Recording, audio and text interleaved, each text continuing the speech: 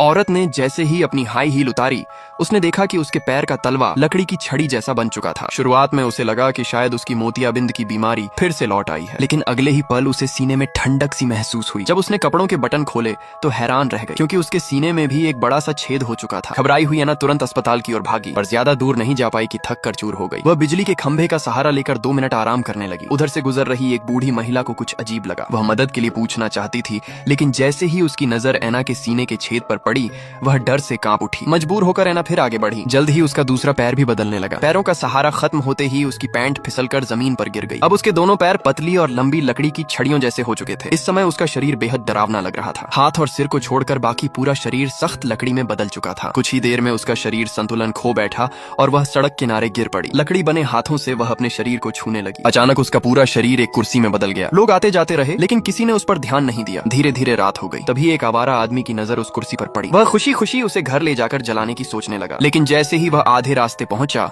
एना अचानक फिर से इंसान के रूप में लौट आई। डर के मारे उसने अपने कपड़े तक उठाने की हिम्मत नहीं की। वह किसी तरह खुद को छुड़ाकर तेजी से भागी और जाकर बस स्टॉप पर छिप गई। जब बस का इंतजार कर रहा गंजा आदमी उधर देखने लगा, तभी एना फिर से एक सुंदर सी कुर्सी में बदल गई। थकान से चूर उस आदमी ने बिना कुछ सोचे समझे उसी कुर्सी पर बैठ गया। आधी रात तक जब आखिरी बस भी जा चुकी, तब जाकर एना ने दोबारा इंसानी रूप लिया और हिम्मत करके घर की ओर चल पड़ी। इस बार वह एक पल के लिए भी नहीं रुकी, लेकिन अभी वह मुश्किल से 2 किलोमीटर ही भागी थी कि सामने से 2 अधेड़ उम्र के आदमी आते दिखाई दिए। डरी हुई एना पास की एक कोठी की दीवार की दरार में छिप गई। जब वे दोनों दूर चले गए, तभी उसने सिर बाहर निकाला। उसी समय सामने से एक और आदमी आता दिखा। कुछ समझ पाती उससे पहले ही एना फिर से कुर्सी में बदल गई। वह आदमी नई नकोर कुर्सी देखकर बहुत खुश हुआ और बिना सोचे उसे सीधे अपने घर ले गया। उसे वह मिली हुई कुर्सी इतनी पसंद आई कि उसने उसे साफ किया, नहलाया और तौलिए से बड़े प्यार से पोंछा। उसके इस कोमल व्यवहार को देखकर एना ने फिर कभी वहां से जाने के बारे में नहीं सोचा। दिन में जब वह आदमी घर पर रहता तो वह एक कुर्सी बनी रहती, और जब वह काम पर चला जाता तो एना फिर से इंसान बन जाती। वह घर के बिखरे कमरे को ठीक करती,